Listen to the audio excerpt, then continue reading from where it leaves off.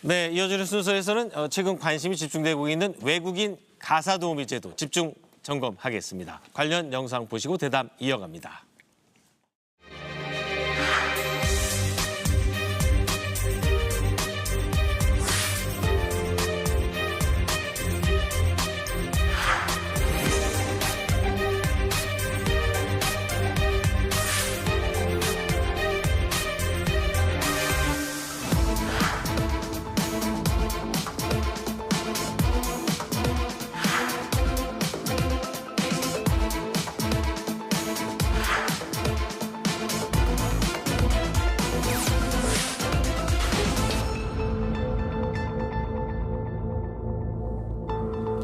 네, 오늘 두 분 국회의원 모시고 말씀 나눠보겠습니다. 강은미 정의당 의원 나오셨습니다. 안녕하세요. 네, 안녕하세요. 강은미입니다. 네, 조정훈 시대전환 의원 나오셨습니다. 안녕하십니까? 네, 안녕하십니까? 네, 조 의원님, 네. 소수당 의원이신데 네. 그 법안 발의, 네. 외국인 가사도우미 법안 발의 이후에 상당히 많은 그 언론과 인터뷰도 하시고 집중적인 이 사회적 관심을 받고 계신데 먼저 그 조 의원께서 발의하신 외국인 가사도우미 법안에 대해서 좀 설명을 해주시죠. 예, 뭐 아주 간단합니다. 지금 대한민국의 출산율이 0.78, 서울시는 0.59. 실질적으로 불임국가, 불임도시가 되어가고 있다고 저는 생각합니다. 네. 300조가 넘게 예산을 쏟아 부었는데 변한 건 없고 그래서 무엇이든지 해봐야 된다라는 생각을 합니다. 젊은 청년들, 출산을 할 수 있는 청년들에게 설문조사한 결과 가장 부담이 되는 것 중에 하나가 육아와 가사에 대한 부담이고 1년에 140만 명씩 여성들이 경력 단절을 합니다. 무엇이든지 한번 해보자라는 생각에서 가사도우미 시장을 좀 대중화하자.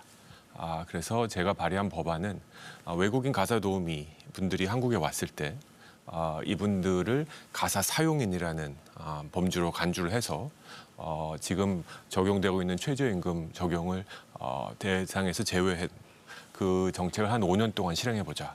그래서 이 과정에서 출산율과 여성 경력 단절률이 개선되는지 한번 정책 실험을 해보자. 뭐 이런 법안입니다. 네, 한마디로 표현하면 지금보다는 좀 싼 비용으로 사람들이 가사도우미를 고용할 수 있게 해보자 이런 법안인데. 맞습니다. 이 정의당에서는 반대를 하셨어요? 반대하는 이유가 뭡니까? 네, 이제 기본적으로는 최저임금에서 외국인 가사노동자 적용을 제외할 수 없고요. 그리고 이제 그것이 위헌적이고 국제법에도 어긋난다 이렇게 보고요.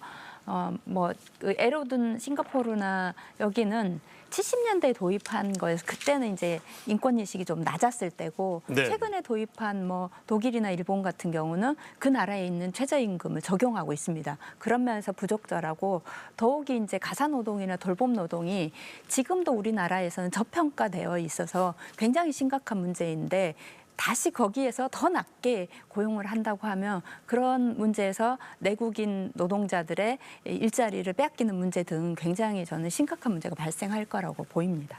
네. 자, 조 의원이 의원 법안을 발의하신 이후에 여러 가지 사회적 논의가 있었고 또 정부에서 한번 시범 사업을 해보자 하는 과정에서 이 말씀하신 대로 안이 좀 바뀌었습니다. 그럼 정부는 과연 어떤 시범 사업안을 제시했는지 함께 보고 가겠습니다. 자, 정부가 올 하반기부터 한번 해보자. 비전문 취업 비자를 발급하겠다. 다만 최저임금을 적용하겠다. 이 부분은 좀 조 의원 안과는 좀 다른 것 같습니다. 또 하루에 8시간에서 주 5일을 근무하면은 200만 원이 조금 넘습니다. 201만 원 정도 되고요. 그리고 말씀하신 대로 입주형이 아닌 출퇴근하는 형태의 외국인 가사도우미를 한번 시범적으로 해보겠다라고 발표를 했습니다. 자, 처음으로 이 법안 발의하신 분 입장에서 저렇게 되면 좀 이렇게 당초보다 지급해야 되는 돈이 늘어나는데 어떻게 보세요, 정부안은? 예, 저는 방향은 맞지만 중간에 멈췄다라고 생각합니다. 어떤 부분이 미흡한가요? 최저임금 그리고 E9이라는 비자 형태 두 가지 모두 굉장히 많은 문제를 만들어낼 수 있다 생각합니다. 첫째, 이제 최저임금을 적용하면 200만 원, 230만 원 정도 되는데요. 우리 30대 청년들의 평균 중위소득이 270만 원입니다. 한 사람의 평균 소득이요? 그렇습니다. 네. 30대 여성의 중위소득이 270만 원인데요. 200만 원 주라는 건 저희 무슨 뜻이냐면 한 달 월급 벌어서 다 갖다 바쳐라 이 뜻이옵니다. 저런 정도의 가격으로서 가사도우미를 고용할 수 있는 가정은 거의 없을 거라 생각합니다. 지금도 가사도우미가 가구 기준으로 한 1.7%, 100가정에 한 가정 쓰고 있습니다. 네. 참고로 싱가포르의 경우는 한 20% 이상 지금 가사도우미를 쓰고 있거든요. 네, 싱가포르는 그럼 가사도우미를 얼마를 월급으로 줍니까? 싱가포르는 국적에 따라 다릅니다. 제가 최근에 이제 동료 의원들이랑 싱가포르를 방문해서 노동부 장관 등을 만나고 인력단체 등을 만나고 인권단체 등을 만나고 왔는데 싱가포르 정부는 임금에 직접 관여하지 않습니다. 그리고 제가 물어봤더니 필리핀, 뭐 스리랑카, 캄보디아, 미얀마 같은 소위 송출국 정부에서 가이드라인을 제공했다고 합니다. 네, 그 나라 정부에서 정하는 거네요. 그렇죠. 우리나라 국민들을 가사도우미를 쓰려면 이 정도를 달라. 그런데 그 가격이 필리핀의 경우는 약 한 500불, 인도네시아 경우는 한 60만 원 정도. 60만 원, 인도네시아 경우도 한 60만 원, 스리랑카 경우도 한 50만 원, 미얀마의 네. 경우는 한 50만 원 이 정도입니다.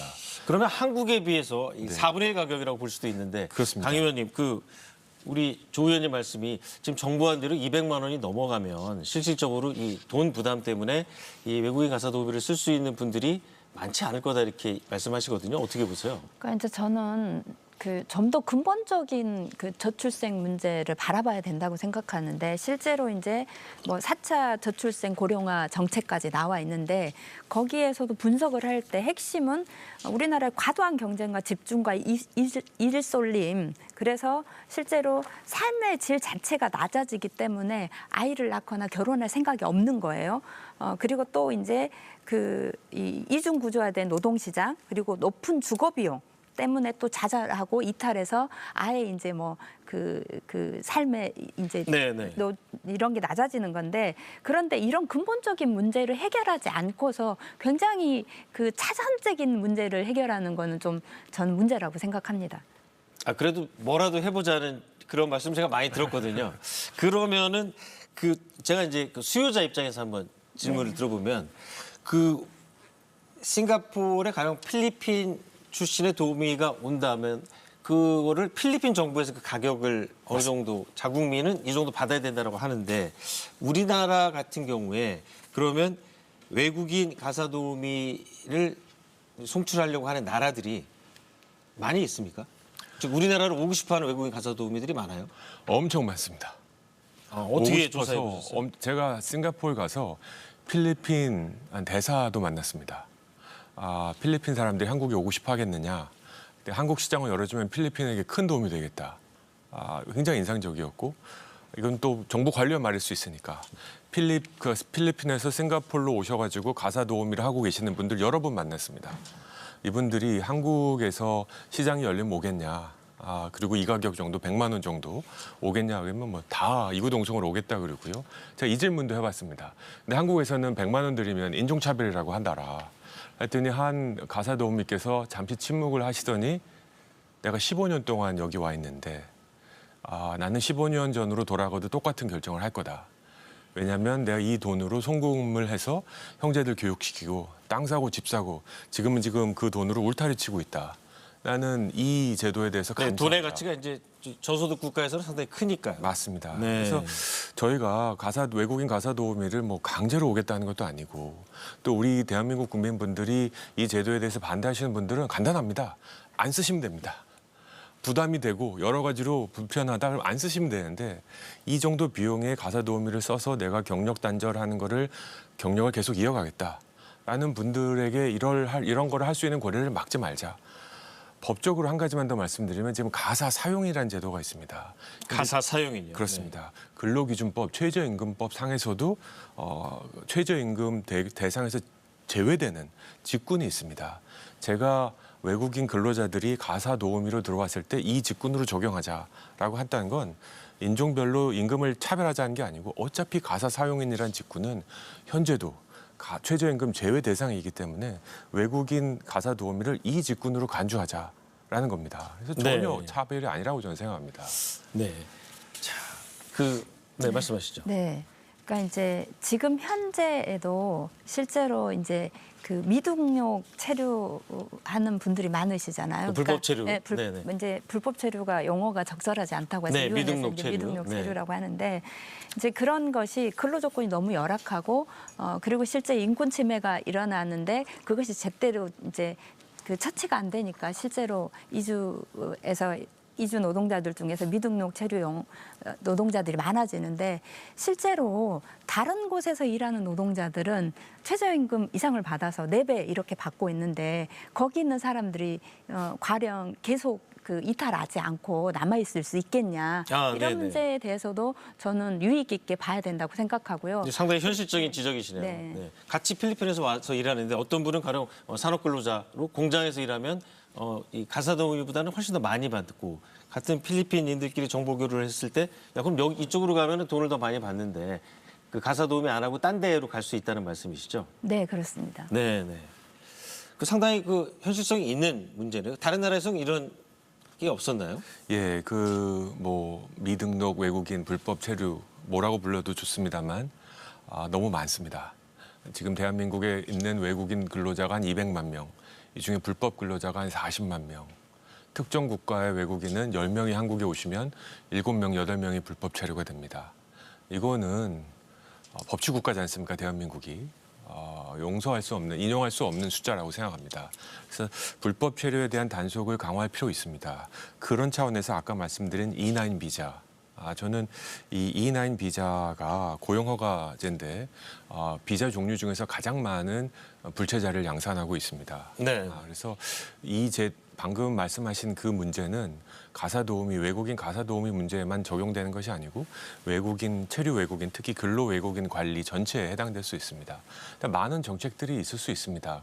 특히 이제 외국에서 오시는 분들이 고용 계약을 하고 왔을 때 그 고용 계약 기간 동안은 그것이 1년이든 6개월이든 2년이든 첫 계약서에 적힌 직장 또는 근로지를 이탈해서는 안 된다. 이건 너무너무 당연한 조건이고요. 네. 이 경우에 여러 가지 제재를 가할 수 있다고 생각합니다. 알겠습니다. 자, 우리가 이제 그 외국인 근로자들과 관련한 여러 가지 사회적 이슈 중에 꼭 나오는 게 이제 아까 말씀하신 불법 체류 관련 문제도 있었고 또 다른 게 하나가 늘 나오는 문제가 이제 인권 침해 관련 사안입니다. 아무래도 자기 나라가 아니다 보니 언어와 제도가 익숙하지 않아서 좀 부당한 일을 당했을 때 그거를 제대로 구제를 못 받는 경우가 있거든요. 이런 부분에 대해서도 사실 좀 이렇게 잘 들여다봐야 되지 않겠습니까? 그러니까 인권 침해가 굉장히 이제 실제로 사업장에서도 인권 침해가 심각한데 실제로 우리나라 그 노동자들이 일하고 있는 요양보호사나 장애인 활동보조인이 실제로 제가 하는 경우에 인권 침해 그리고 심지어는 성폭력 문제까지 발생하고 있습니다. 그런데 훨씬 더 열악한 상황에 있는 이제 외국인 그 여성 노동자들이 가사도우미로 들어왔을 때 이런 문제에 대해서 굉장히 열악하다. 이런 면에서 좀 문제가 있다고 좀 보여집니다. 조 의원, 이런 거에 대해서 이제 다른 나라 같은 경우는 어떤 대책을 가지고 있나요? 당연한 걱정이고요. 저는 강은미 의원님의 말씀에 저는 동의합니다. 외국인 가사도우미가 들어왔을 때 내국인 가사도우미라도 임금 체불하면 안 되고요. 폭언 폭행하면 안 되고요. 인간다운 대접을 해줘야 되는 건 너무 당연한 얘기입니다. 하지만 이런 걱정 때문에 외국인 가사도우미를 쓸 수 없다. 저는 여기에는 동의할 수가 없습니다. 그리고 아마 제가 받는 많은 여러 가지 질문, 비판 중에 인권 침해의 핵심은 임금 차별인 것 같은데요. 전 세계 노동자들이 똑같은 임금을 받아야 된다라는 옛날식 방식을 아직도 고집하는 게 아니라면 특히 서비스업의 그 임금은 세계 모든 나라가 다르다라는 걸 우리가 인정한다면 또 그분들이 자기네 본국에서 받은 월급에 비해서 이것이 많기 때문에 기꺼이 오겠다고 하고 있다는 것을 인정한다면 저는 이것은 윈윈이라고 생각합니다. 네. 우리 대한민국 가사도우미 시장이 이것으로 인해서 나빠질 거다 그렇게 생각하지 않습니다. 지금 공급이 모자라서 지금 내국인 가사도우미를 쓰면 350만 원에서 한 400만 원 줘야 됩니다. 이 돈 주고 가사도우미 쓸 수 있는 분은 거의 없습니다. 그러니까 백가정의 1%만 지금 고용하는 거 아닙니까? 그래서 임금에 대한 그 집착을 버리면 다른 모든 문제에 대한 인권 저는 강력하게 지지할 수 있습니다. 네.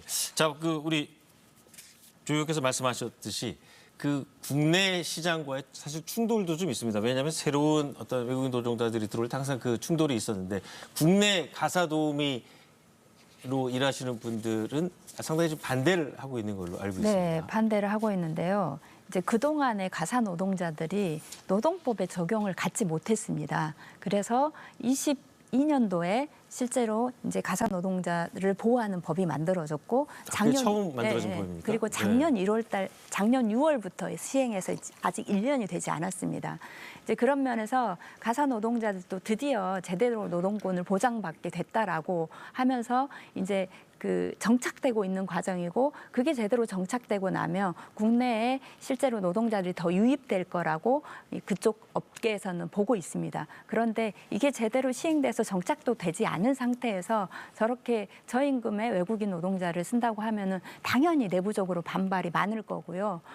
그런 면에서는 저는 적절하지 않다. 그리고 또 한 가지는 이제 실제로 이 업종 말고 다른 업종에서도 이제 외국인 노동자들을 임금을 좀 낮게 하자라고 하는 요구가 수년 동안 있어 왔지만 내국인 노동자들의 일자리 잠식 가능성 때문에 계속 최저임금을 유지하고 있는 상황입니다. 그런데 이제 지금은 가사 노동자만 이렇게 낮은 임금으로 적용이 되겠지만 다른 부분까지 그렇게 침투될 확률이 굉장히 높고 그러고 나면 정말 우리나라의 일자리 문제가 굉장히 심각해질 거라고 보고 있고요. 지금도 건설 노동자들 같은 경우는 그런 그 외국인 노동자들하고 내국인 노동자들 사이에 일자리 문제가 심각합니다. 네. 그런데 아시겠지만 가장 좋은 복지는 좋은 일자리라고 하는데 국내 일자리도 제대로 해결하지 못한 상태에서 더욱이 임금까지 낮춰서 외국인 노동자를 받아들인다. 이 부분은 정말 저는 적절하지 않고 수용성도 너무 낮다고 생각합니다. 조 의원님, 그 국내에서 가사도우미를 일하고 있는 분들이 이 외국인 가사도우미의 피해를 볼 걸로 보세요? 아니면은 그전에 가사도우미를 쓰지 않던 분들도 이 가사도우미를 사용함으로써 시장 자체가 넓어질 걸로 보세요? 이미 공급이 너무 부족해서 소위 갑과 을이 뒤집힌 지 오래입니다. 가사도우미뿐만 아니라 어르신 돌봄 이제 찾는 분이 아쉬운 거지 일하시는 분이 아쉬운 상황이 이미 아니거든요. 그리고 보통 또, 이제 좋은 이모님 만나려면은 뭐 3대가 덕을 쌓아야 된다 이런 얘기죠. 예. 그리고 또 지금 현재 가사도우미라고 계신 내국인 분들이 상당히 지금 노령화되고 있고 숫자가 줄어들고 있고 이런 상황에서 외국인 가사도우미 분들이 온다고 뭐라 그럴까요? 시장이 대체될 거다. 진짜로 돈 걱정 없이 사시는 분들은 당연히 내국인 쓰시겠죠. 뭐 300만 원, 400만 원. 쌍둥이 아들을 갖고 있으면 한 달에 600만 원 줘야 된다 그럽니다. 이런 정도의 가격으로 쓰시겠죠. 근데 이건 대중적이지 않으니까 우리나라 30대 청년들 경력 단절을 고민하는 분들이 사용하시려면 저는 아까 200만 원도 너무 많고 이 가격 제가 말씀드린 가격대가 아니면 이거 대중화되기 어렵고요. 한 가지만 꼭 말씀드리고 싶으면 이미 우리나라 모든 산업에 내국인 공급이 부족하다고 판단이 되면 외국인 근로자의 도움을 받고 있습니다.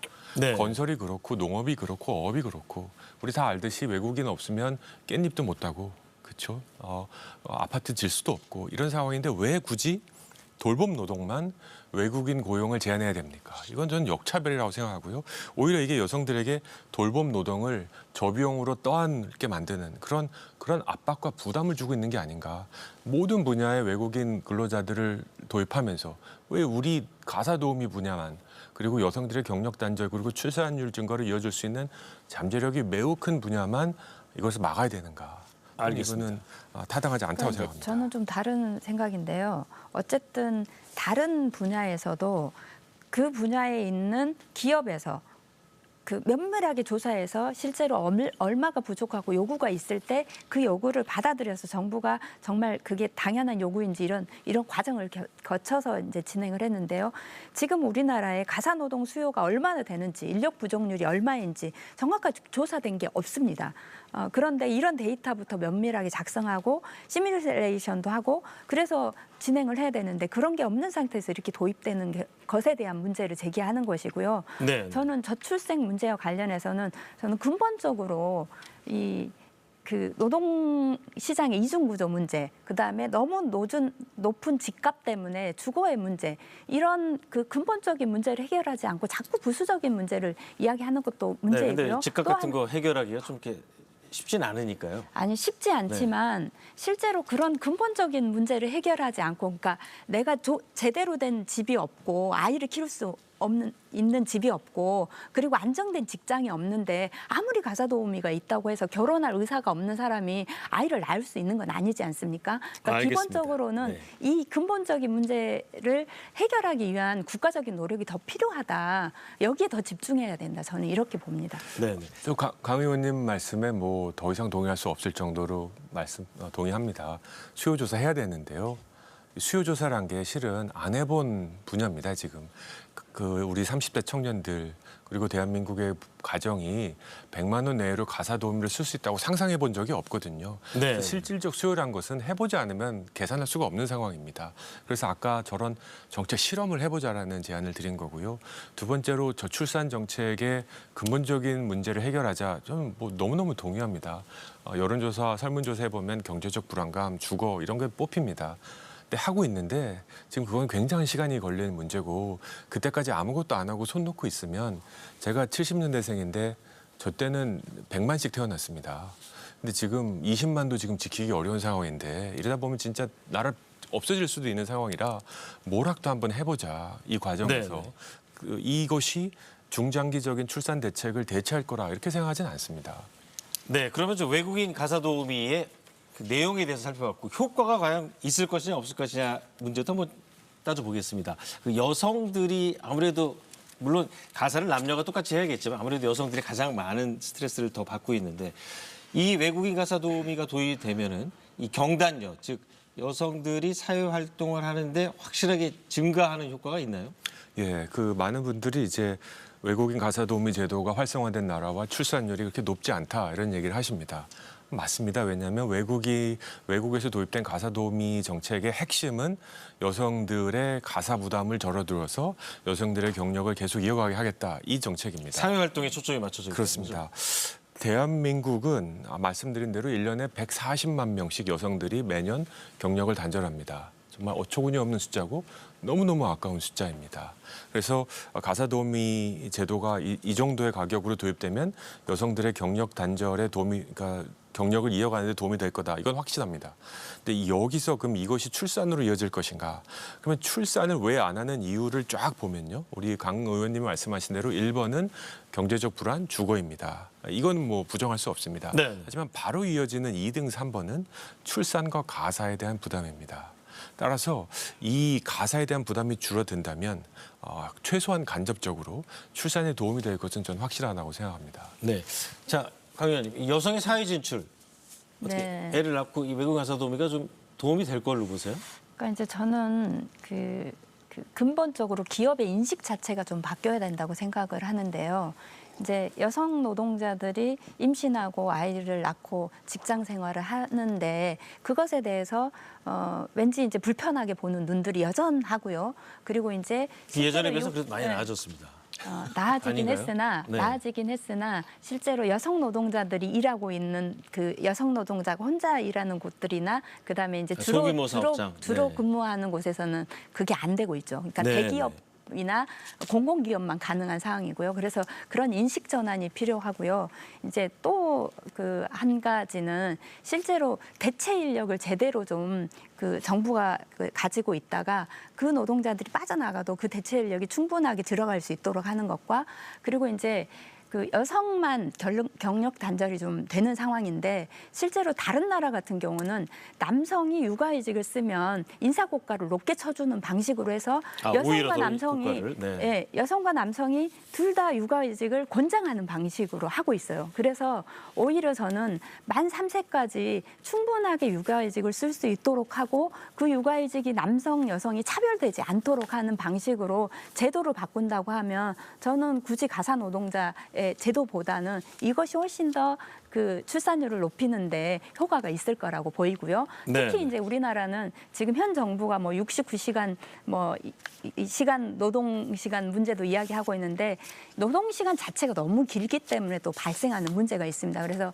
전반적으로 사회 시스템을 노동 시간을 좀 줄이는 것까지 함께 좀 고려가 돼야 된다고 봅니다. 네. 자, 이 조 의원님. 네. 이 논의의 어떤 시발점을 만드신 분인데 정부안 같은 경우는 지금 최저임금 때문에 230만 원. 자, 하반기 시행됐을 때 어떤 결과가 나올 걸로 보세요? 일단 저 가격에 가사 도우미를 쓸 수 있는 저희 정부 보조하겠다는 얘기는 없지 않습니까? 그러니까 자발적으로 저 돈을 내고 쓰시는 분들은 반드시 효용감을 느낄 거라 생각합니다. 이게 마치 무슨 남성 정력제 광고처럼 한번 해보면 너무 좋은데 뭐 해보지 않는 분들을 설명할 수가 없다 뭐 이런 건데요. 저도 해외 생활을 한 20년 가까이 해보면서 외국인 가사 도우미와 여러 해를 같이 보낸 적이 있습니다. 이것이 주는 효과는 여성분들에게 마치 세탁기가 없을 때와 세탁기가 있을 때의 삶하고 비슷하다는 표현까지 들었는데요. 굉장한 효과가 있을 거라 생각하는데 아쉬운 거는 그림의 떡이 될 수 있다. 매달 내가 200만 원씩 낼 수 없는 월급 벌어서 다 갖다 바쳐야 가사 도우미를 쓸 수 있는 대부분의 30대 가정들에게는 저 정책 좋은데 돈 있는 사람들만 하는 거 아니냐라는 아쉬움을 낳을 수 있다. 그리고 E9 비자의 그 허점들에 노출될 수 있다. 그래서 제가 이 정책은 제가 이 법안 발의하기 전에 아마 나온 걸로 준비되고 있다고 들었고요. 네. 아마 오세훈 서울시장님께서 시작해서 최근에 이제 대통령께서 제 법안 발의 등등과 함께 적극적으로 검토해라라는 것은 임금, 최저임금의 적용에 어떻게 보면 예외 조항을 둘 수 있는지를 검토해라라는 것으로 네, 듣고요. 알겠습니다.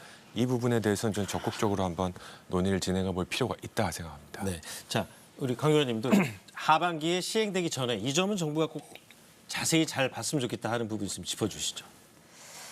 그러니까 이제 앞서서도 말씀드린 것처럼 이제 이 가사 노동자 법이 시행된 지 1년이 채 되지 않았고 실질적으로 우리나라에 이제 그 정년이 가까워진 분들이 노후 대비가 제대로 돼 있지 않아서 이제 많은 그 중년의 여성들이 실제로 그쪽의 일자리를 보고 있는데 그런 면에서 우리나라의 사회보장 시스템도 충분하지 않으면서 그런 방식으로 그런 일자리마저도 들어오는 건 정말 문제이고 특히 계속 말씀드리는 것은 그러니까 최저임금을 주더라도 반대하신다는 거죠. 최저임금은 당연히 주어야 되지만 그런 면에서 저는 좀 더 소통하고 그리고 진짜로 이렇게 요구가 있는지를 살펴보고 그리고 말씀하신 것처럼 실제로 이제 이 저출생과 관련해서 280조 원이 투자됐다고 하는데 실질적으로